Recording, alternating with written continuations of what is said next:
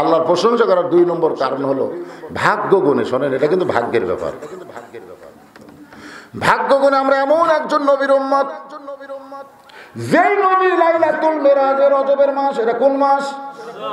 রজবের চাঁদে লাইলাতুল মিরাজে নবীকে আল্লাহর আরশে নিয়ে যাবে, বোরাক পাঠায় দিছে। যে বোরাকের পীরে চললে পরা সাই সাই করে আল্লাহর আরশে নিয়ে যাবে। আমরা এমন একজন নবী পাইছি গো, যে নবী বোরাকের কাছে গিয়া বোরাকের গায়ে হাত দিয়ে কান্না শুরু করলেন। ফেরেশতা জিবরাইল বলে, রাসূলুল্লাহ, এত সুন্দর বোরাক আল্লাহ আপনারে দিল, সেই বোরাকের গায়ে হাত দিয়ে কান্দেন। আল্লাহ রাসূল বলে, জিবরাইল, বোরাকের পিঠে চললে বোরাক এত দ্রুতগামী, আমাকে আল্লাহর আরশে নিয়ে যাবে। এত সুন্দর বোরাক দেখার পর আমার 30,000 বছরের পুলিশরাতের কথা বারবার মনে হয়ে যায়। ফেরেশতা জিবরাইল বলে, ইয়া রাসূলুল্লাহ, আপনার পুলিশরাতের কথা মনে হয় কেন? রাসূল বলেন, পুলিশরাতের নিচে 7টা জাহান্নামের আগুন দাউ দাউ করে জ্বলতেছে। আমার গুনাহগার উম্মত পুলিশরাত কেমনে পাড়ি দিবে গো? এই জন্য বোরাক দেখে কান্দি। এমন করে একটা বোরাক যদি আল্লাহ আমার গুনাহগার উম্মতকে দিয়া দিত। ফেরেশতা জিবরাইল বলে, ইয়া রাসূলুল্লাহ, এটা মামা বাড়ির আবদার। হ্যাঁ, কোন নবীর জন্য যে বোরাক আল্লাহ তৈরি করে নাই, শুধুমাত্র আপনার জন্যই করছে। আপনাদের গুনাহগার উম্মতের জন্য চাচ্ছেন, আমার মনে হয় এই চাওয়া আল্লাহ কবুল করবে না। সঙ্গে সঙ্গে আমাদের নবী কি বোরাকের কাছে গেছে?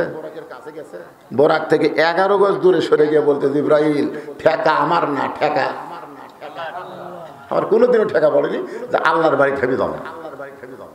আল্লাহর বড় ঠেকা পড়ছে, আমার দাওয়াত দিছে। তো দাওয়াত দিয়ে যখন যানবাহন পাঠাচ্ছে, যানবাহন খালি দিয়ে যাও, আমার যাওয়ার দরকার নাই। জিবরাইল বলে, হুজুর, আপনি কেন যাবেন না? রাসূল বললেন, যতক্ষণ আমার গুনাহগার উম্মতের জন্য এমন করে একটা বোরাকের বাজেট না হবে, আমি রাসূল বোরাকের পিঠে চড়ব না। মনের ঘরে তালা দিয়া চাবি নিয়া আসেন সাই, আমি অধম সাধ্য কি তার হুকুম ছাড়া বাইরে যাই। আমার 2 কান্দে 2 মোহরি লিখিতেছেন ডায়েরি, দলিল দেখে রায় দিবে, টাকা পয়সার নাই কারবার। সবাই বলেন, আছেন আমার মুক্তার, কোন কোন আছেন আমার ব্যারিস্টার, সেই বিচারের হাইকোর্টেতে তিনি আমায় করবেন পার। আমি পাপী, তিনি জামিনদার। এই জামিনদারকে আল্লাহ। এতক্ষণ আল্লাহ বুঝলেন, এই গানটাও বোঝেন এরা। মনের ঘরে তালা দিয়া, খালি খেয়াল করেন, মনের ঘরে তালা দিয়া চাবি নিয়া আসেন সাই। সাই মানে আল্লাহ। আমি অধম সাধ্য কি তার হুকুম ছাড়া বাইরে যায়, হুকুম ছাড়া বাইরে যায়। আমার 2 কান্দে 2 মোহরি লিখিতেছেন ডায়েরি, দলিল দেখে রায় দিবে, টাকা পয়সার নাই কারবার। সবাই বলেন, আছেন আমার মুক্তার, আছেন আমার ব্যারিস্টার, শেষ বিচারের হাইকোর্টেতে তিনি আমায় করবেন পার। আমি পাপী, তিনি জামিনদার। আল্লাহর আদালতে আমরা যখন আসামি হব, আল্লাহ যখন হাকিম হবেন, আমাদের নবী ওকালতি ব্যারিস্টারি করে আমাদের জামিন নিয়া আমাদেরকে জান্নাতে ঢুকায়া তারপরে নবী জান্নাতে ঢুকবে। এটা কি? এ ভাগ্য কার রে? হ্যাঁ, এ ভাগ্য কার? একমাত্র আমাদের ভাগ্য। ধরে করো সুবহানাল্লাহ। ইসলাম পাইছি জন্মসূত্রে, আর নবী পাইছি কি?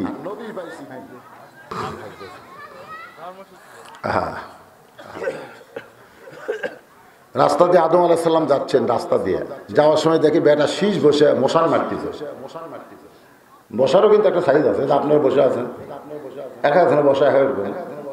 বসার কারণে মানুষের ঘুম ধরে, বসার কারণে জুম্মার মধ্যে যাও টুপতিছে মাত্র 8 ঘন্টা, এটা না সারা রাত হলো। কিন্তু জুম্মার তো 8 ঘন্টার মধ্যে টোপে না, অনেকে টোপে না, কোন টোপে না। আর বসার সাইজ কি? আরামের বলছে, হাঁটুর মধ্যে কাল্লা দিয়ে তো ঘুম ধরবি। আদম আলাইহিস সালাম দেখে শীষ আলাইহিস সালাম বসে আছে, কিন্তু বসার সাইজ নাই, বেয়া সাইজ। 5 বছরের ভোট লিয়া 15 বছর থাকবে চেয়ারও। আপনারা কোন তো এই বসা কি সাইজ? দিনের ভোট রাতে হবে, এটা সাইজ? কথা কয় না, বসার সাইজ নাই, তোর সাইজ নাই। প্রত্যেকটা লোক এখন কয় যাবো না ভোট দেবার, যাবো না, যাবো না কে ভোট দেবো না, দেওয়ার আগেই দেওয়া হয় কি। এখন আবার ইভিএম বাড়াচ্ছে, ইভিএম আপনি যে মার্কাতে যান এক মার্কাত যাবি, তখন বুদ্ধি এবারে ভালো হয়ে বসে, ভালো হয়ে বসে। বসারও কিন্তু সাইজ আছে বাবা, খালি বসলে হবে না রে, সাইজ না বসা লাগবে। আদম বললেন বাবা শীষ এরকম বেয়া সাইজ হয়ে বসতো কেন? শীষ বলতেছে বাবার মধ্যে একটু অহংকার হয়েছে। আদম বলে কিসের অহংকার? শীষ বলতেছে আপনি বাবা নবী, আমি নিজেও নবী, আর বউটা পাইছি বেহেশতের হুর। দেখছেন আদম কি নিজে নবী না? শীষ আলাইহিস সালাম নিজেও নবী, তার বাপও নবী, বেটাও নবী, বউটা পাইছি জান্নাতের হুর। এজন্য আমার মধ্যে একটু গরম গরম ভাব হয়েছে। আদম কান্দের বলে শীষ রে, নবীর বেটা নবী না হইয়া, বেহেশতের হুরের স্বামী না হইয়া, আখির জাহানের পয়গম্বর নবী মুহাম্মাদের উম্মত যদি হতে পারতে তাহলে তোমার জীবন ধন্য হয়ে যেত। আপনারা বলেন তো শীষ আলাইহিস সালাম আর বসে থাকবার পারে? কওমুলিল্লাহি অনিতিন, দাঁড়িয়ে গেছে, বর্ষা মানুষ দাঁড়িয়ে গেছে। এমন কথা আদম বলেছে যে নবীর বেটা নবী না হইয়া, বেহেশতের হুরের স্বামী না হইয়া যদি আখিরে জাহানের নবীর উম্মত হতি তোর জীবন ধন্য হতো। আরো বসে থাকার চান্স আছে। আর আমাকে এগুলো সারাদিন ঘরে হাট করে, বাজার করে, 10টার চাউলে বাড়ির যায় আসে, আর মসজিদের যায় সিয়ার খবর। এরকম কতগুলো বেহুদ্দা নাই, নাই, সারাদিন ঘরে হাঁটে আর মসজিদে যায় সিয়ার গুটি দেয়। তুই এখন সিয়ারের সামনে কাতারে বসেছে। আপনারা জানেন কোন সিয়ারালা যদি সামনে কাতারে থাকে গোটা মসজিদের জামাত মাকরুহ, একজনেরও জামাতের সব হবে না, একজনের হবে না। কারণ প্রথম কাতার পুরা করে দ্বিতীয় কাতার পুরা করা লাগবে। তো সিয়ারে যে প্রথম কাতারে বসছে ওর জায়গাটা এখনো পুরা হয় নাই, কারণ কাতার পুরা করতে গেলে পায়ের গোড়ালির সঙ্গে গোড়ালির মিল করা লাগবে, নচেত কাতার পুরা হবে না। আর জামাত যেমন ওয়াজিব, কাতার সোজা করাও তেমন ওয়াজিব। ধরে করার কথা ঠিক। তাহলে তুই সিয়ার এলাকায় সামনে গেলি,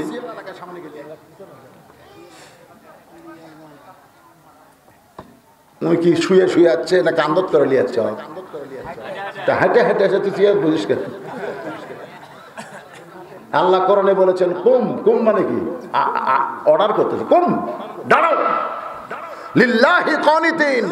নামাজ পড়া যেরকম ফরজ, নামাজে দাঁড়ানো সেরকম ফরজ। কিছুই করে না এরা, কিছু করে না। আপনাকে ইটালি মসজিদে কি চেয়ার ঢুকছে নাকি?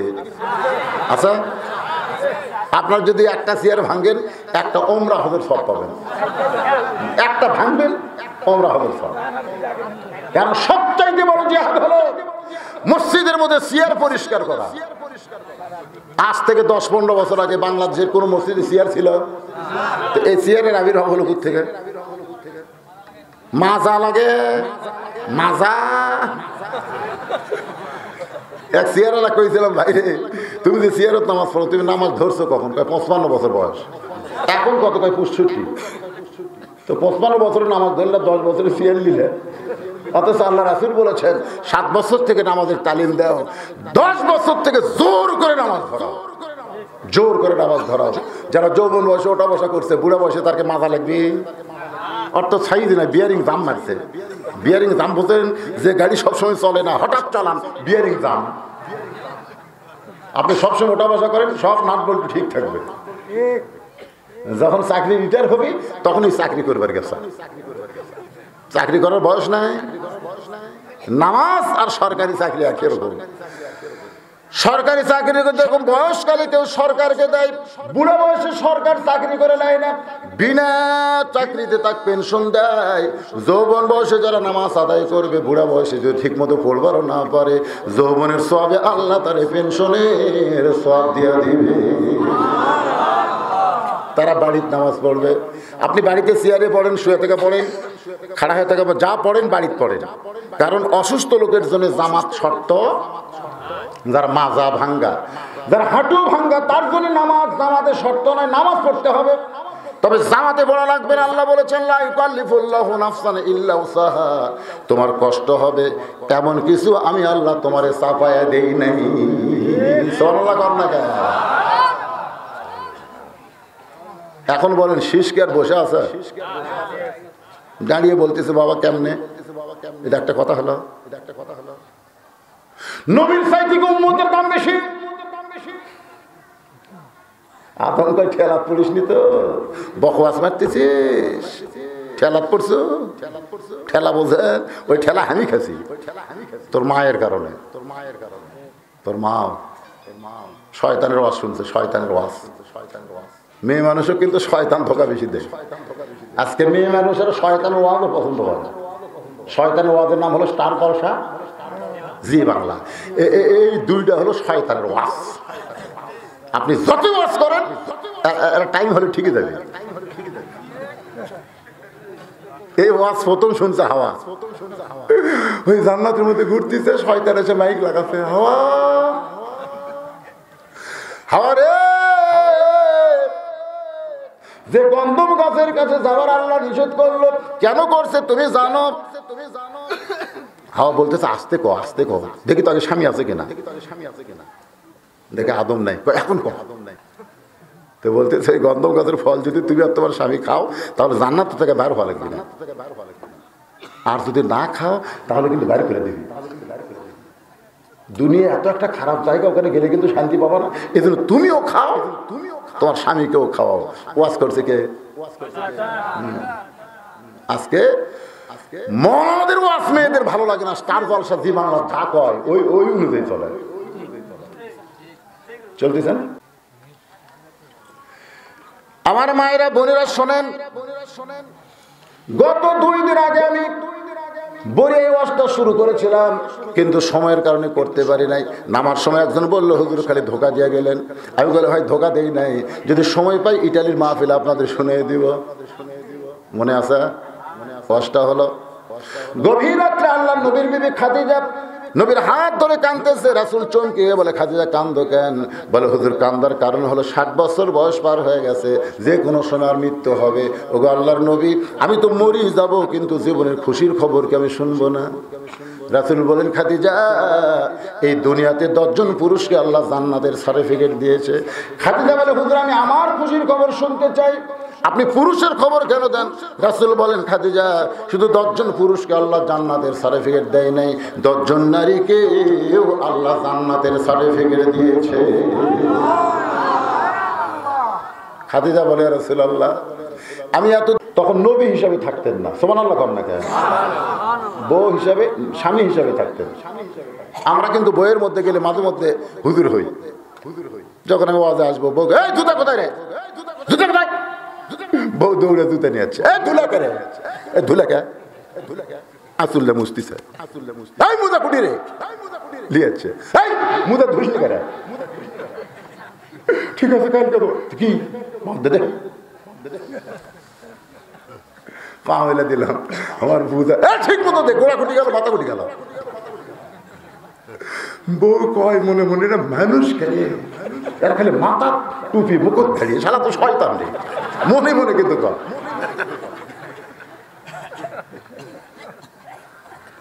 পাঁচ ভেজলিন দে, আমার পায়ের তলে তোর জান্নাত। কিন্তু আল্লাহর নবী যখন বিবির কাছে যাইতেন, মায়েশা বলেছে আমি বড় একটা মিষ্টি কদু করতে গিয়ে পারতেছি না, বটিটা এক সাইডে পড়ে যায়। রাসূল পিছন থেকে বলে আয়েশা তুমি পারবা না, আমি কুটে দিই। রাসূল কদু কুটে আমারে দিলেন। মায়েশা বললেন মশকের মধ্যে পানি নাই, সঙ্গে সঙ্গে নবী মশক না পানি ভরে কাকালে করে একটা মাথায় করে নিয়ে আসে। আল্লাহ রাসূলের দিকে তাকায় আয়েশা কাঁদে বলে বিশ্ব নবী আপনার কাকালে পানির কলস, মাথায় পানির কলস। রাসূল বলতে আয়েশা বিশ্ব নবী বাহিরে, ঘরের ভিতরে আমি তোমার স্বামী হতে চাই।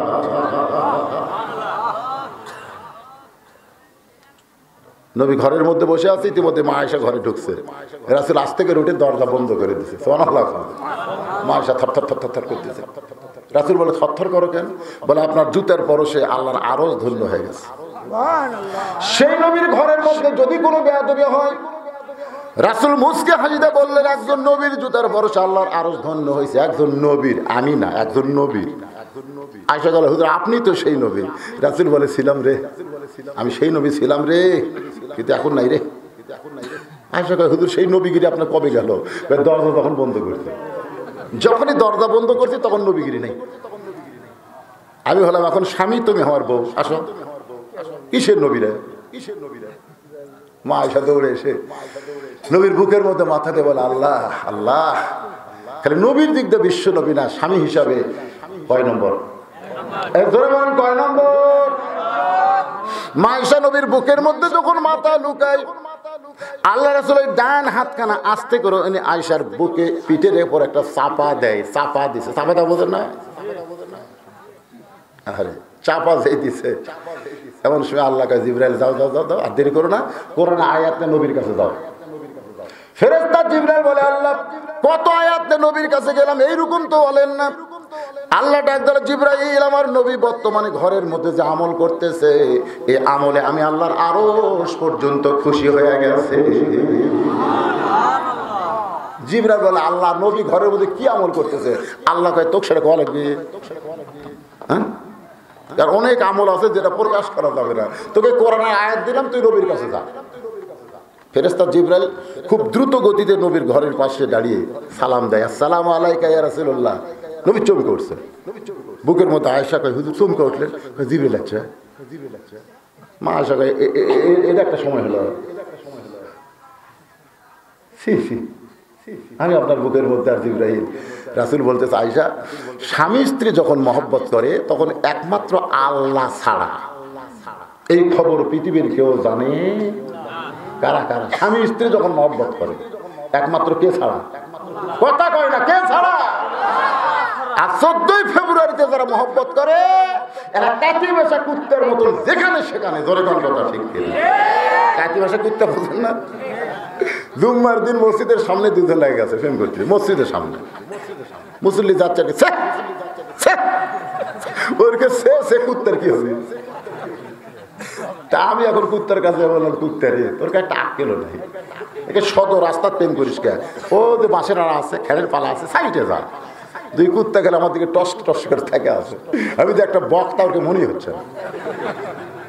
দুই কুত্তা তার হাত বলতে যে, হুজুর খালি হামরাই রাস্তা খানে দোড়া লাগি।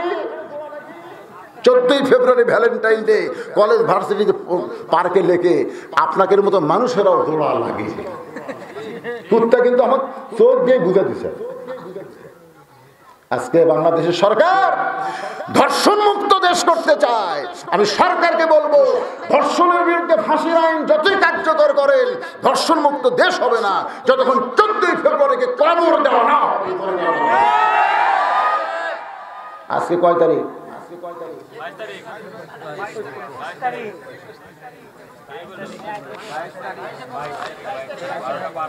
কয় তারিখ? ও, তার মানে বোঝা গেল আপনারা 21 তারিখে দাওয়াত দেন, 22 তারিখে ওয়াজ শোনেন। সকাল থেকে গান বাজতেছে, আমার ভাইয়ের রক্তে রাঙানো 21শে ফেব্রুয়ারি আমি কি ভুলিতে পারি। আসলে এই সালাম বরকত জব্বার ওরা যদি আর একবার দুনিয়াতে আসতো, যাই গান লেখছে আর কান সারা ফেটে দিত। বাংলার জন্য আমরা মন মরে, আর তুই 21শে ফেব্রুয়ারি ইংরেজি লাগালো কে? কি বুঝতেছেন? আমি যেটা আপনাদের বোঝাবার যাচ্ছি, একটু মনোযোগ দেন। 14ই ফেব্রুয়ারি যেই মাসে পালন হলো, সেই মাসে 21শে ফেব্রুয়ারি পালন হয়। সরকার অনুরোধ করব, এই ভাষা আন্দোলনের মাসে এই বিজ্ঞাতা দিবস বাংলাদেশে বন্ধ করা লাগবে। জোরে কন। আমার ওয়াজ কি খালি এখানে হচ্ছে, একেবারে লাইভ চলতেছে? চলতেছে। দেখতো এখন কতগুলো হচ্ছে লাইভের, কি বলবো ভাই।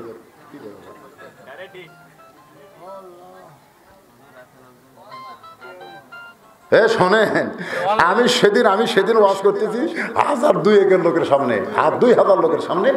এই যে ওয়াজ শেষে করছি 40,000 লোক, 40,000 লোক আপনার ওয়াজ দেখলো গোটা পৃথিবী থেকে, খালি বাংলাদেশ না, গোটা পৃথিবী থেকে 40,000 লোক ওয়াজ আপনার সরাসরি লাইভে দেখলো।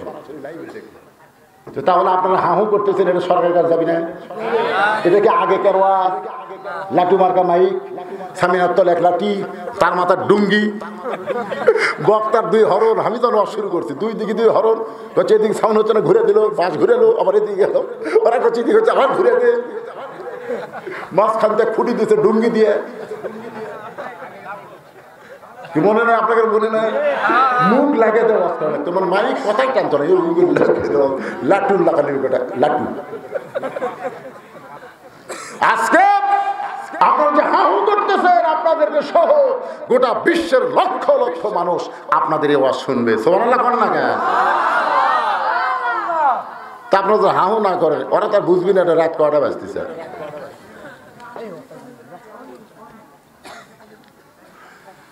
একটু মহব্বতের জিকির, লা ইলাহা ইল্লাল্লাহ, লা ইলাহা ইল্লাল্লাহ, লা ইলাহা লা ইলাহা ইল্লাল্লাহু মুহাম্মাদুর রাসূলুল্লাহ সাল্লাল্লাহু আলাইহি সাল্লাম।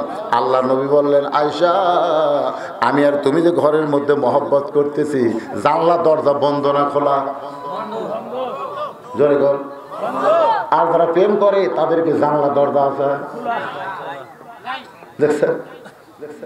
স্বামী স্ত্রী যখন মহব্বত করে একমাত্র আল্লাহ ছাড়া দুনিয়ার কেউ জানে না।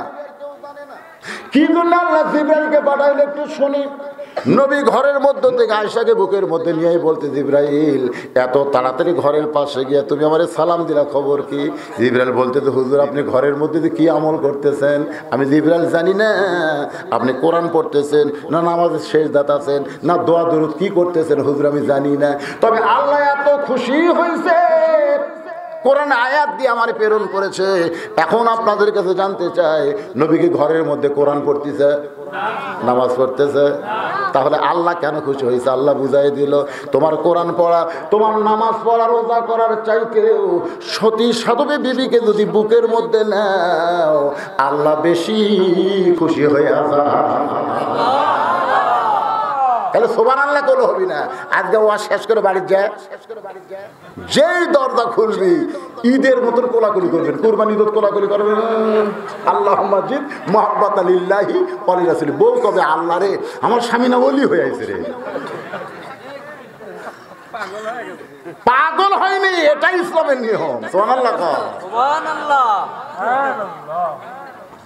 ফেরেশতা জিবরাইল বলতেছে, রাসূলুল্লাহ, আল্লাহ এই মুহূর্তে কোরআনের আয়াত নাযিল করেছে, হুন্না লিবাসুল লাকুম ওয়া আনতুম লিবাসুল লাহুন্না। রাসূল বলেন, খাদিজা, আল্লাহ তোমাকে 1 নম্বর জান্নাতি কইছে। আপনারা কিছু লোক ওই জায়গায় কি ছেলে বেলা আছে, এর একটু আস্তে কথা কয়, দেখেন এর চোখে ঘুমও ধরে না, এরা কি রে বারে, আমি তো বুঝি না কিছু। ছোট ছোট বাচ্চারা এত রাত চেতন থাকে কেন?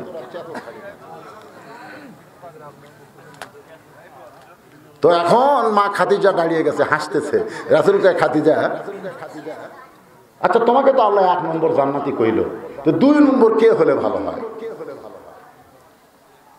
মা খাদিজা বলতে, 2 নম্বর জান্নাতি আমার মেয়ে ফাতেমা হলেই ভালো হয়।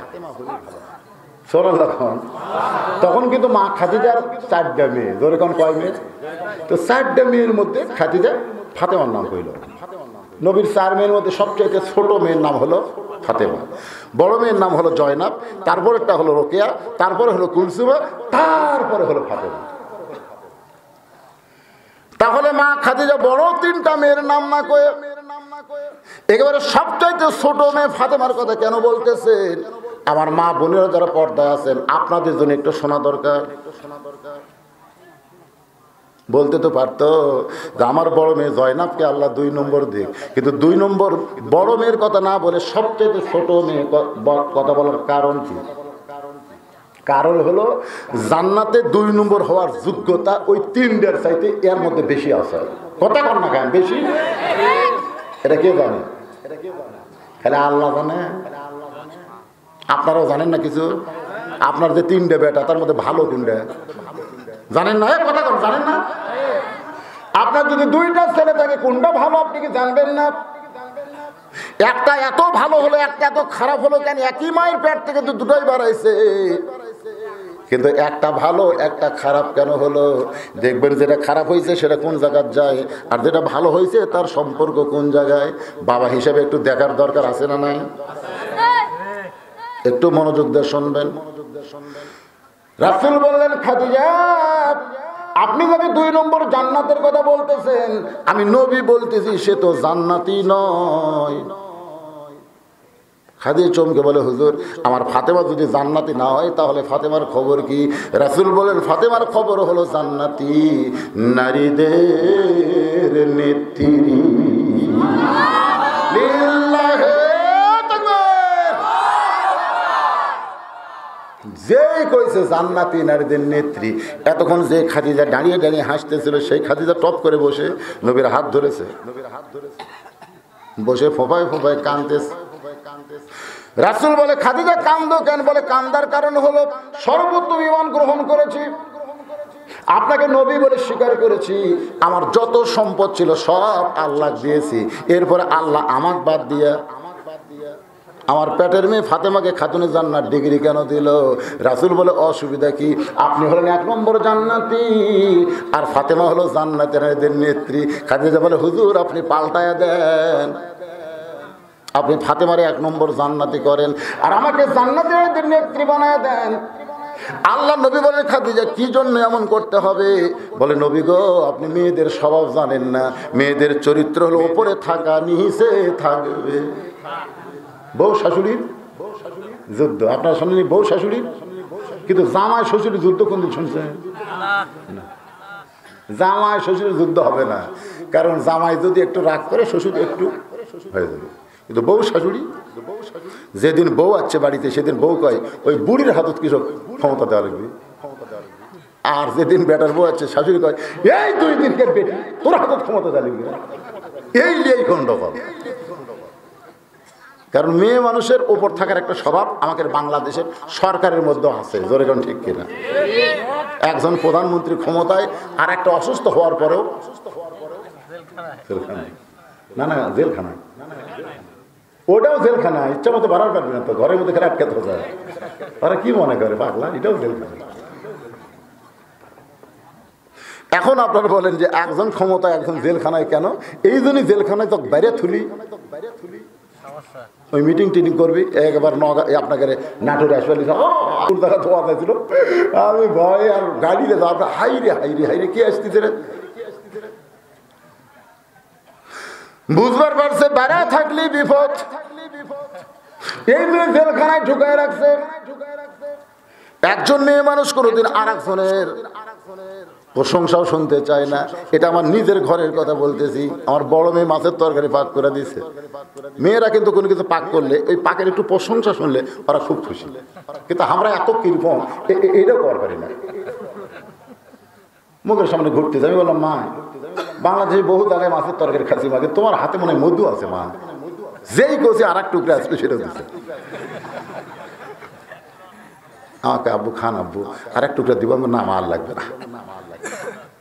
ও মেয়েটা আমার খুব খুশি, কিন্তু ঘাড় কাজ করে দিকে ওর মাও এই সামান্য দূরে টেপা হয়ে বসে আছে।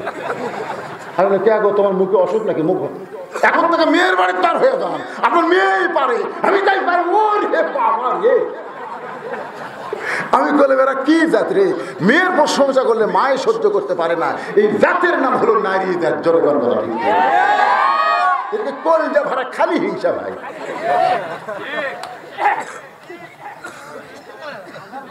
এখন এই মেয়েরা শুনতেছে এই বুড়াকে শেষাত্রে আসলো রে, আগের বক্তায় ভালো ছিল।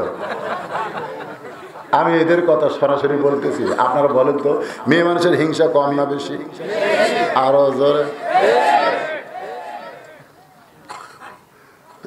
খাদিজা বলতেছে হুজুর আমাকে আপনি খাতুনে জান্নাত ঘোষণা করেন। আর ফাতেমাকে 1 নম্বর জান্নাত দেন। রাসূল বলেন, খাদিজা আমি হলাম ঘোষণাকারী, দেওয়ার মালিক হলো আল্লাহ। আপনারা বলেন তো দেওয়ার মালিককে? আমি খালি ঘোষণা করি, তাহলে ঘোষণাকারী কিভাবে নাম পাল্টাবে? খাদিজা বলতেছে, হুজুর তাহলে আপনি বলেন কোন আমলের কারণে আমাকে বাদ দিয়ে আমার পেটের মেয়ে ফাতেমাকে খাতুনে জান্নাত ডিগ্রি দিল? এটা আপনি যতক্ষণ না বলবেন আমি খাদিজা ততক্ষণ উঠব না। নবীর হাত ধরে বলতেছে, আপনি যতক্ষণ না বলবেন ততক্ষণ আমি খাদিজা উঠব কি? যদি এখন খাদিজা যদি বলে, হুজুর আপনি যতক্ষণ না বলবেন আমি খাদিজা উঠবো না, আপনারা কি এরকম বলতে পারবেন যে হুজুর আপনিও যতক্ষণ না বলবেন আমরা কেউ উঠব?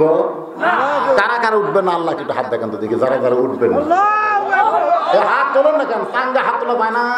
লিল্লাহি তাকবীর, হাত নামান, হাত নামান। কারা কারা উঠবেন তারা একটা হাত তোলেন তো দেখি। আচ্ছা যদি পেশাব লাগে, হ্যাঁ পেশাব লাগলে উঠবেন না? এখন হাত তুললেন, হাত তোলার পরে যদি কেউ ওঠে তাহলে এটা হলো টাটকা মুনাফিক। একটা মুনাফিক আছে 22টা মুনাফিক, আর একটা হলো টাটকা মুনাফিক। লিমা তাকুলু মা লা তাফালুন, মুখে যা বললো কামে তা করলো না, এই হলো টাটকা। জোরে গানি কি? এখনই যারা উঠবে তারা বুঝবেন এরা কি মুনাফিক। কথা কর না করে কি মুনাফিক? আরো জোরে জোরসে বলুন। এখন দেখি কারা ওঠে, উঠলেই বুঝবেন ওই যে যাচ্ছে রে। এখন আপনারা ভাবতেছেন হুজুর আমাকে তালক তুলতেছেন। ওই যে আপনার লালপুর কোনো বক্তা ভয় দাওয়াত দেয় না, তা আমি এখন ওই এক জায়গা ভুলে গেছি ভাই। যার পরে বলতেছে গত বছর 45,000 টাকা খরচ করে মাহফিল করছি, বক্তা একটা আনছিলাম, ওয়াজ কি করছে আমাকে 30,000 টাকা কোনো মতো উঠছে, 15,000 টাকা লসে আছে। এবার আপনাকে আনছি হুজুর গত বছরের 15 আর এ বছরের 50, মোট 65,000 টাকা খরচ। কি ওয়াজ করবেন? টাকা তুলে দিলে আপনার বিধে না, টাকা তুললে কিন্তু ওই এমন কথা আমাকে না বক্তা বলেছে। এখন বক্তা চিন্তা করতেছে কি ওয়াজ করবো রে, কি ওয়াজ করলে লোক উঠবি না, খুব চিন্তাটা টেজত গেছে। বক্তা বলছে যে ভাই আজকে আমি 3 ঘন্টা ওয়াজ করবো। কয় ঘন্টা? কিন্তু 3 ঘন্টার মধ্যে আল্লাহর নবীকে তোমাদের সামনে হাজির করব। তোরা কারা কারা নবী দেখবো হাত তোলে? সব লোক হাত তুলছে। আল্লাহ নবী দেখলি জান্নাত, সুবহানাল্লাহ কর না কেন? আর সেই নবী হাজির করবি। তো বক্তা ওয়াজ করতে করতে লোক তো কেউ উঠতেছে না, কারণ নবী হাজির করবি, নবী দেখবি তারপরে যাবি। আদায় টাদায় যা ছিল সব শেষ। এক লোক বিরক্ত হয়ে বলতে তাহলে নবী কখন আসবি? আমরা জাগ দেখার জন্য বসে আছি, আপনি তো নবীও দেখান না, ওয়াজ শেষ করেন না, কি বিপদ? আমরা কি আপনার ওয়াজ শোনার জন্য বসে আছি, তাই নবী দেখার জন্য হুজুর? তো বলতেছে বাবা তাহলে চোখ বন্ধ করো 2 মিনিট, শক্ত করে ধরে থাকবে, এর মধ্যে চোখ খোলো না। তো চোখ বন্ধ করছে 2 মিনিট। 2 মিনিটে যখন 1 মিনিট গেছে তখন বক্তা বলতে, শোনো সবাই আল্লাহর নবীকে দেখতে পাবা, কিন্তু যাদের জন্মে সমস্যা আছে তারা ছাড়া, মানে যার জন্ম ঠিক নাই এই এরা বাদ দেয়া বাদ বাকি সবাই নবী দেখতে পাবা। এখন চোখ খোলো, কারা কারা দেখছে? সবাই চিন্তা করছে যদি কই দেখিনি তাহলে তো আমার জন্মের সমস্যা আছে, এত লোকের মধ্যে দেখিনি কেমনে কই? হাত তোলো কারা কারা দেখছে? সবাই। কি করবি? বিপদ ধরে গেছে।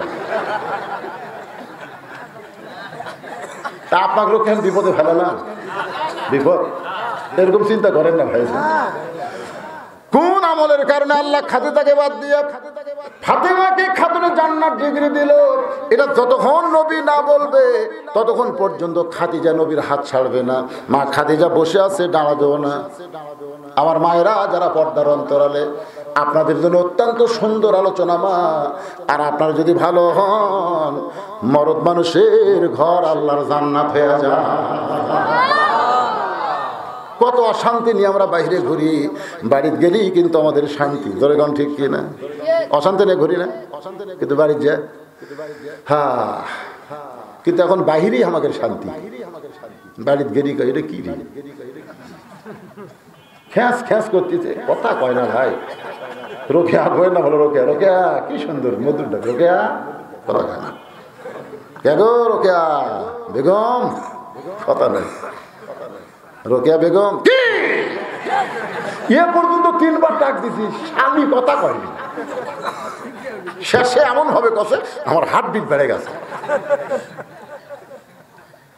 এই জন্য কোন 2 আমলের কারণে, কি আমলের কারণে ফাতেমাকে আল্লাহ খাতুনে জান্নাত ডিগ্রি দিছে, না এমনি এমনি দিছে?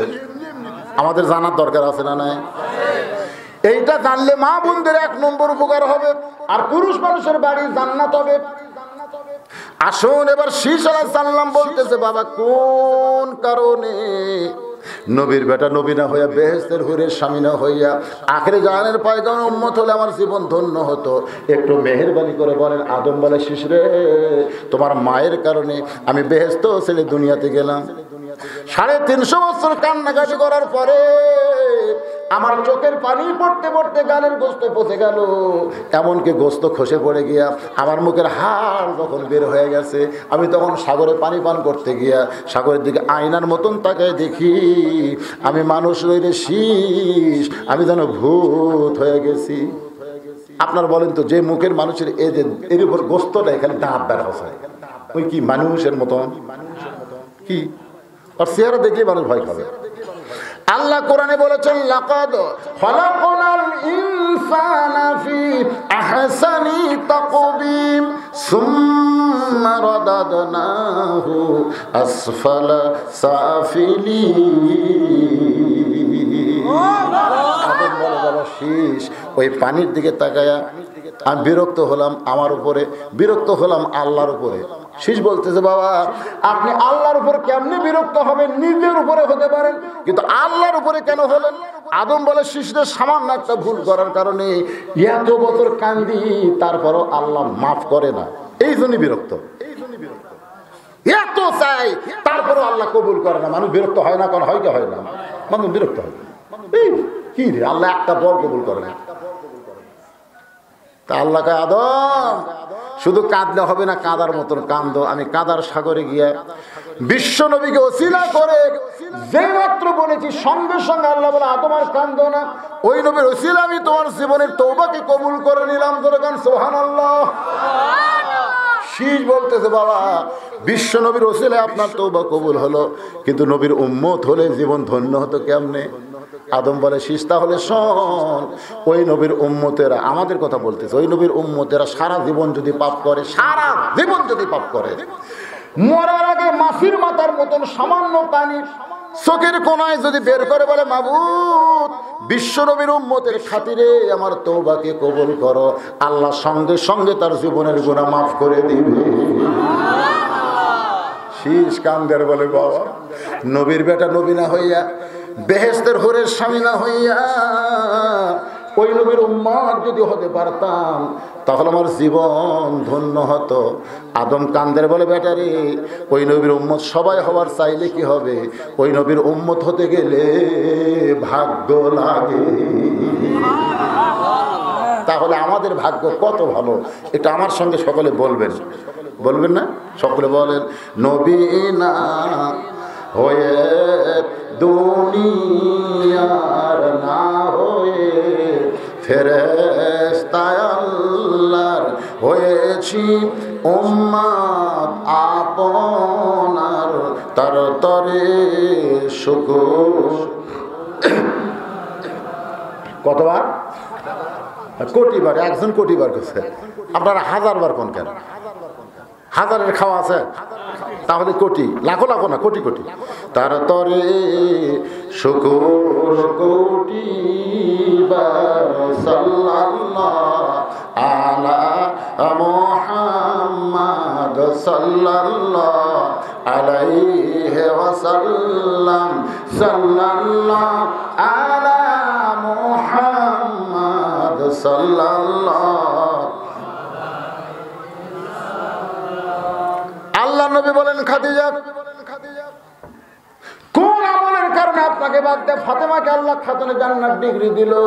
এটা যদি আপনি জানতে চান তাহলে 2টা প্রশ্নের উত্তর দেওয়া লাগবে। জোরে কোন কয়টা? কয়টা? তো সবাই একটু কয়টা? 1 নম্বর প্রশ্ন হলো খাদিজা, আপনার মুখের সাইজ কেমন, আপনার দাঁতের সাইজ কেমন, আপনার গায়ের রং কেমন, আপনার নাক কেমন, আপনার চেহারা কেমন, এটা দুনিয়ার কোনো পুরুষ মানুষ বলতে পারবে? খাদিজা বলে, হুজুর আপনি কি কন? আমার নাকের সাইজ, মুখের সাইজ, আমার দাঁতের সাইজ, আমার চেহারা কেমন, এটা দুনিয়ার কোনো পুরুষ মানুষ কেন বলতে পারবে না? কারণ 40 বছর বয়সে আপনাকে যখন স্বামী বলে স্বীকার করলাম, ওই সময় মক্কার সবচাইতে ধনবতী রমণী ছিলাম। এই ধনবতী হওয়ার পিছনে কারণ হলো আমার অনেকগুলো ব্যবসা প্রতিষ্ঠান ছিল। এই ব্যবসা প্রতিষ্ঠান যখন আমি চালু করেছিলাম, চালাইতেছিলাম, হাজার হাজার পুরুষের সঙ্গে আমার লেনদেন ছিল, হাজার হাজার পুরুষ আমার কর্মচারী ছিল। এই কর্মচারী থাকার কারণে, লেনদেন করার কারণে হাজার হাজার পুরুষ মানুষ আমার সঙ্গে কথা বলেছে, চেহারা দেখেছে, আমার নাকের সাইজ, মুখের সাইজ তারা বলতে পারবে। রাসূল কান্দার বলে, খাদিজা তাহলে আমি নবী ছাড়াও হাজার হাজার পুরুষ মানুষ তোমার চেহারা দেখেছে, তোমাকে চিনতে পেরেছে। এখন বলো তো, তোমার পেটের মেয়ে ফাতেমার নাকের সাইজ কেমন, মুখের সাইজ কেমন, গায়ের রং কেমন, এটা দুনিয়ার কত পুরুষ বলতে পারে?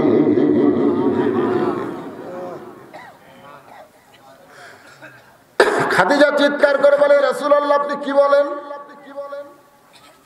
হুজুর আমার ফাতেমার নাকের সাইজ, মুখের সাইজ, গায়ের রং দুনিয়ার পুরুষ কেমনে জানবে? আমি খাদিজা 4টা মেয়েকে জন্ম দিলাম, 4টা মেয়েকে প্রসব করলাম, কিন্তু আমার মেয়ে ফাতেমা যখন জন্ম নিয়েছে, আমি মা হয়ে দেখলাম আমার মেয়েটা পর্দা নিয়ে পৃথিবীতে এসেছে।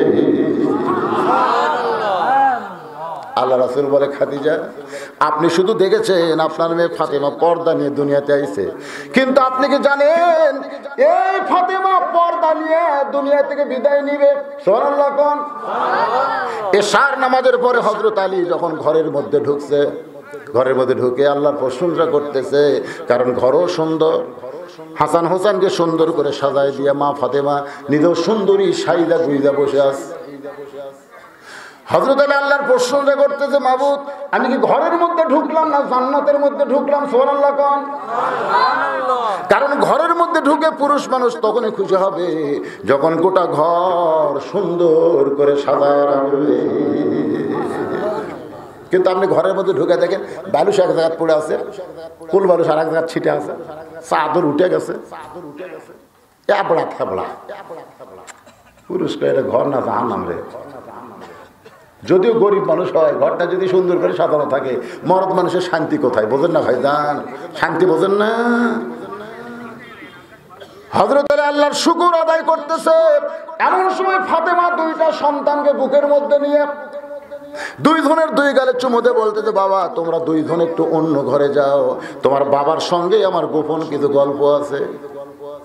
হাসান হোসেন মুস্কি মুস্কি হাসে, কারণ তারা বুঝবার পারছে আমার মা সাজা গুজা যখন বসে আছে তখন কার জন্য সাজছে, ধরে কারণ কার জন্যে আমরা তো কবার পারবো না, কারণ আমাদের গুলো সাজে তো অন্য লোকের জন্য। যতক্ষণ বাড়ির থাকে ততক্ষণ সাজে না, যখন কোনো জায়গায় যাবে তখন দেখবেন গলাত মালা দিচ্ছে, হাতত বালা দিচ্ছে, সুন্দর কাপড় বার করে পরতেছে, স্বামী খাটত বসে মুখ ভার করে আছে। বউ কে গো মুখ ভার কেন? স্বামী বলতেছে আমার মনে হয় তুমি কোথায় যাবা। বউ কই তুমি কেমনে বুঝলে গো? আমি তো বুঝি গো, তুমি যখন ভালো ভালো কাপড় পরো, ভালো ভালো সাজো, তখন আমার মনে হয় তুমি কোথায় যাবা। বউ বলতে আসলে মুখ বেড়াবার যাবো। স্বামী বলে এই জন্যই তো আমি কাঁদতেছি যে আমার ভাগ্যে তোমার সাজা দেখা হলো না, রাস্তার মানুষ তোমার সাধন দেখবে। কি মনে করতেছেন আমাকে বউগুলা ভালো জিনিস পরে? হাসান হোসেন যখন অন্য ঘরে যায়, এমন সময় মা ফাতেমা আস্তে করে উঠে ঘরের দরজাখানা বন্ধ করে দেয়। যখন মা ফাতেমা দরজা বন্ধ করেছে, হযরত আলী মাথার টুপি খুলে এরকম, কারণ বউ যখন দরজা বন্ধ করছে তখন আর টুপি চলে? আপনার মনে হয় আমি কি অবান্তর কথা বলতে চাই? হ্যাঁ হোক কম পারে, আমি যত বড় হুজুর হই, বউ যখন ঘরের দরজা খুলে ভিতরে নেয়, তারপরে টুপি মাথার দিয়ে যদি বলি 5 মিনিট শোনো, রাত 1:30টার সময় উঠে আমি ইটালিতে ওয়াজ করলাম, হাজার হাজার মানুষ আর ওয়াজ করলো, তুমি হাত বউ হয়ে গেল 10টা, বউ কি করবে? তখন বউ কি উত্তরে বলবে? জনগণ আপনাকে চিনে না, এই জন্য আপনার হুজুরকে ওয়াজ করে, কিন্তু আমি চিনি না মালটা কি।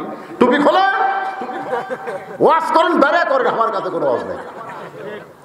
তার মানে কি বোঝা গেল? দরজা যেই বন্ধ হবে তখন আর হুজুর সাদা চলবে না। হযরত আলী মাথার টুপি খুলে রাইকা দিয়া দুইখানা হাত ফাতেমার দিকে বাড়ায় দিছে। ফাতেমা রে, আজকে 6 মাস হলে নবী বিদায় নিয়েছে।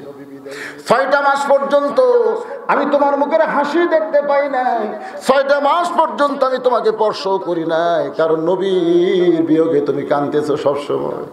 ও ফাতেমা, আজকে যখন হাসান হোসেনকে সাজায় দিয়ে অন্য ঘরে পাঠিয়ে দিলা, তুমি যখন সাইদা গুইদা দরজা বন্ধ করলা, আমি বুঝতে পারছি ফাতেমা আজকে তোমার মনে বড় আনন্দ লাগছে। আসো গো, আমার বুকের মধ্যে আসো, আমি তোমাকে আদর করতে চাই। ফাতেমা লবের উপরে লব দিয়ে দাঁতের কামড় দেয়, ঠোঁটের উপরে ঠোঁট দিয়ে দাঁতের কামড় দেয়। আলী ডাকতে বলে, ফাতেমা কি হলো? ফাতেমা বলে, স্বামী গো, আর কোনোদিন ঘর সাজাবার পারবো না, আর কোনোদিন হাসান হোসেনকে সেজে দিবার পারবো না, আর কোনোদিন সাইদা গো আপনার সামনে আমি আসতে পারবো না, কারণ আজকে গভীর রাত্রে ফাতেমার মৃত্যু হবে। যেই কইছে গভীর রাত্রে ফাতেমার মৃত্যু হবে, গাছের গোড়া কাটলে গাছটা যেমন ঠাস করে পড়ে যায়, হযরত আলী তেমনি পড়ে গেলেন ঘরের মাঝায়। মা ফাতেমা দৌড়ে এসে স্বামীর মাথাটা উড়াতের উপরে নিয়ে কপালে একটা চুমো দেয়, বলে, স্বামী গো, পৃথিবীর শ্রেষ্ঠ জ্ঞানী আপনি। আমার বাবা কইছে আনা মাদিনাতুল ইলমি ওয়া আলী বাবুহা। আমার বাবা কইছে পৃথিবীর সব জ্ঞান আপনার ভিতরে। আমার বাবা কইছে আসাদুল্লাহিল গালিব, আলী হচ্ছে পৃথিবীর সবচাইতে শক্তিশালী মানুষ, সবচাইতে জ্ঞানী মানুষ। আপনি সবচাইতে জ্ঞানী মানুষ, শক্তিশালী মানুষ, এমন ভাবে কেন পড়ে গেলেন? ওগো স্বামী, আপনার কপালে আমি ফাতেমা একটু চুমা দিবার চাই। বুকের মধ্যে নিয়ে কপালে চুমা দেবেন, এমন করে কাঁদবেন না, এমন করে কাঁদবেন না, কারণ আসলে যাইতে হবে। এই কথা কি আপনার মনে হয় না? এই দুনিয়া থাকার জায়গা নয় গো স্বামী, এসেছি যখন আবার আমাদের যাইতে হবে। মিশে মায়ায় বন্দি থাইকা করলাম কত খেলা, সবাই বলেন, মিশে মায়ায় বন্দি থাইকা করলাম কত খেলা, পশ্চিমে তাকিয়া দেখো তোমার জীবনের ডুইবা গেছে বেলা। এক পলকের নাই ভরসা, এক পলকের নাই ভরসা, মিশে সকল আশা, কখন বুঝি দারুণ ঝড়ে, কখন বুঝি দারুণ ঝড়ে ভাঙবে তোমার বাসা। পাখিরে সবই মিশে আর ফাঁকি, কোন বনেরই পাখি তুমি, আইলারে কোন বনে, আবার কোন বনেতে যাইতে হবে পড়ছে তোমার মনে। হযরত আলীকে বুকের মধ্যে নিয়ে বলে, স্বামী গো, এমন করে আপনি কাঁদবেন না, কারণ আসতে যখন যাইতে হবে। ওগো স্বামী, আমি পর্দা নিছি ফাতেমা, সবসময় আল্লাহর কাছে বলেছি, আল্লাহ পর্দার মধ্যে আমার মৃত্যু দিও। আল্লাহ আমার দোয়া কবুল করেছে। একজন নারীর উচিত হলো সবসময় পর্দার দোয়া করা। রাসূল বলেছেন, পর্দা যদি তোমার ঠিক থাকে, অন্য কোনো কিছু যদি ঠিক নাও থাকে, তারপরে পর্দার কারণে আল্লাহ তোমাকে ফাতেমার সঙ্গে জান্নাত দিবে। আমি আমার মা বোনদের জন্য বলতেছি, মা, পর্দাকে আপনাদের ঠিক রাখতে হবে। ওগো স্বামী, বলো তো স্বামী গো, আমি কি দুনিয়াতে আপনার কাছে কিছু চাইছি? আলী বলে, ফাতেমা তুমি কি চাইবা? কারণ তোমার বাবা এমন এক গরিবের সঙ্গে তোমাকে বিয়ে দিছে, তুমি আমার কাছে কি চাইবা? আল্লাহর নবী প্রতিদিন সকালে আসতো, যদি না পারতো বিকাল বেলা আসতো, এসে ফাতেমাকে বলতো, আমার আলী কোথায়, আমার আলী কোথায়? ফাতেমা রাগ করে বলে, বাবা আপনি যতবার আমার ঘরে আসেন প্রত্যেকবারই বলেন আমার আলী কোথায়, শুধু আপনার আলী হলো, আমি কি আপনার কিছুই না? রাসূল বলে, ফাতেমা আল্লাহর পরে কাউকে যদি সেজদা দেওয়ার হুকুম থাকতো মা, তাহলে প্রত্যেকটা বিবিকে বলা হতো স্বামীর পায়ে সেজদা করো। ও ফাতেমা, আল্লাহর পরে তোমার কাছে সবচাইতে দামি ওই মহান ব্যক্তি হলো তোমার স্বামী। ফাতেমা রে, আমার আলী গরিব হতে পারে মা, কিন্তু জিহাদের ময়দানে আলী 1 নম্বর। ও ফাতেমা, আমার আলী গরিব হতে পারে, কিন্তু জ্ঞানের দিক দিয়ে আলী 1 নম্বর। আমার আলী গরিব হতে পারে ফাতেমা, নামাজের ভিতর দিয়ে আল্লাহর ভিতরে চলে যা। ফাতেমা রে, আলীর সব আছে মা, একটু সম্পদ নাই। আলী বলে ফাতেমা, কোনদিন তুমি আমার কাছে কিছুই চাওনি গো, আজকে মৃত্যু রজনীতে তুমি কি বলতে চাও? ফাতেমা বলে, স্বামী, আমি চলে যাওয়ার পর আমার 3টা চাও আপনি পুরা করবেন। 1 নম্বর চাও হলো আমার কোনো জানাজার ব্যবস্থা করবেন না। 2 নম্বর চাও হলো আমার লাশটা গভীর রাত্রে দাফন করা লাগবে, কারণ রাত্রে অন্ধকারে মরে যাব, আর দিনের বেলা দাফন করে আমার পর্দার খেলাফ হবে। ওগো স্বামী, এই অধম নারীর চাওয়া হলো আমার লাশটা কিন্তু আপনি খাটনিতে তুলবেন না, কারণ হিসাব করে দেখেছি 4 জন মানুষ আমার খাটনি কান্দে দিবে, এমন 4 জন মানুষকে তো আমি খুঁজে পাইলাম না। আমার বাবা যদি দুনিয়াতে থাকতো, মরা মেয়ের লাশের খাটনি বাবা কান্দে নিবার পারতো। আমার হাসান হোসেন যদি বড় হইতো, মায়ের লাশের খাটনি কান্দে নিবার পারতো, কিন্তু আমার বাবা বিদায় নিয়েছে। হাসান হোসেন কেবল 5-6 বছরের ছোট্ট বাচ্চা, ওরা তো মায়ের খাটনি কান্দে নিবার পারবে না।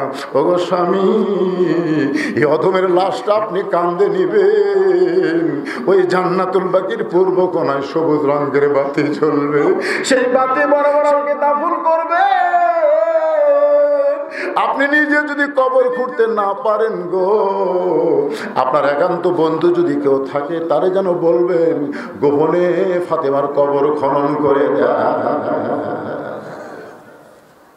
আলী বলতে যে, ফাতেমা, তুমি তোমার চিনো না, তুমি নবীর মেয়ে, তোমার মৃত্যুর খবর শুনলে 1,00,000 মানুষ তোমার জানাজায় হাজির হবে, তুমি নিষেধ করলেও তো আমি পারবো না।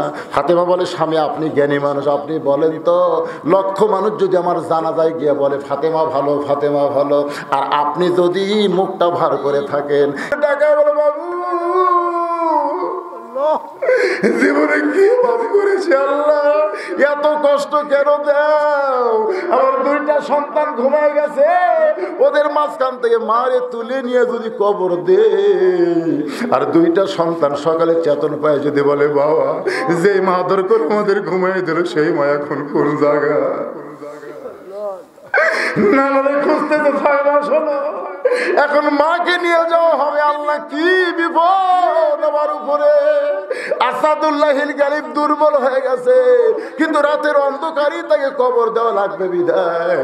ওই 2টা সন্তানের বুকের উপর থেকে 2টা হাত টান দিয়া কাপড়ের মধ্যে ঢুকাই দিল, মুখটা কাপড়ে বেঁধে ফাতেমারে কান্দে করে নিয়া ওই জান্নাতুল বাকির পূর্ব কোণায় আবু যর কবর থেকে সর, কিন্তু আমার আল্লাহ তাআলা আবু যরকে আপন ইচ্ছায় কবর থেকে সরাই দিয়েছে।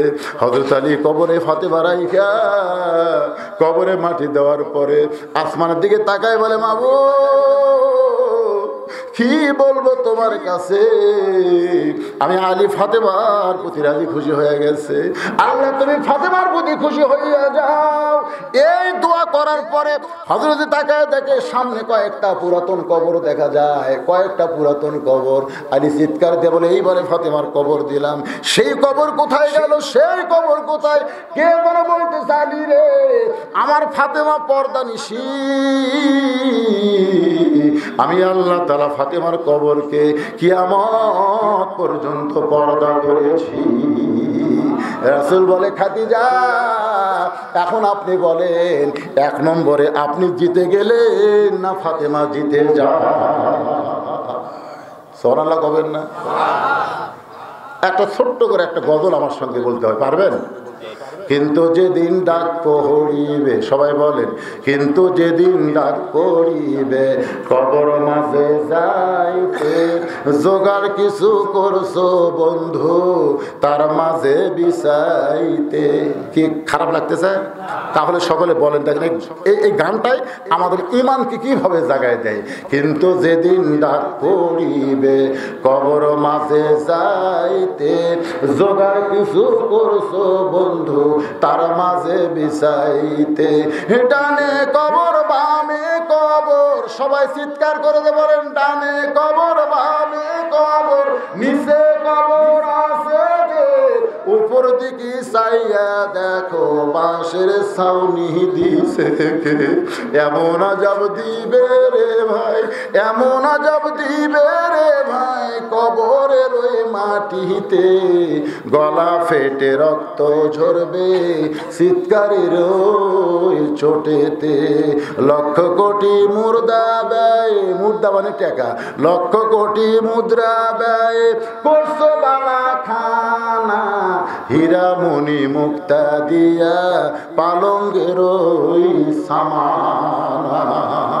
আমাদের সবাইকে যে কোনো মুহূর্তে কবরে যাইতে হবে। কবরের কথা শুনে আমি দেখলাম আপনাদের অনেকের চোখে পানি এসেছে ভাই। সেই কবরে কিছু নিয়ে যাওয়ার জন্য আমার জামাই 75 জন, আমি 25 জন। এখন এই 25 জন কারা? এতক্ষণ ওয়াজ শোনার পরে 25টা আল্লাহর বান্দা কে হলেন যে 1000 টাকার একটু জান্নাতের সদস্য হবেন, দাতা সদস্য হবেন আজীবন। এরকম আপনারা কিন্তু মনে করেন না যে আমি ওয়াজ দুটো আতাই শুরু করছি, তা না। এখন ঘড়ির দিকে তাকায় দেখেন 3:45 বাজে গেছে, 3:45।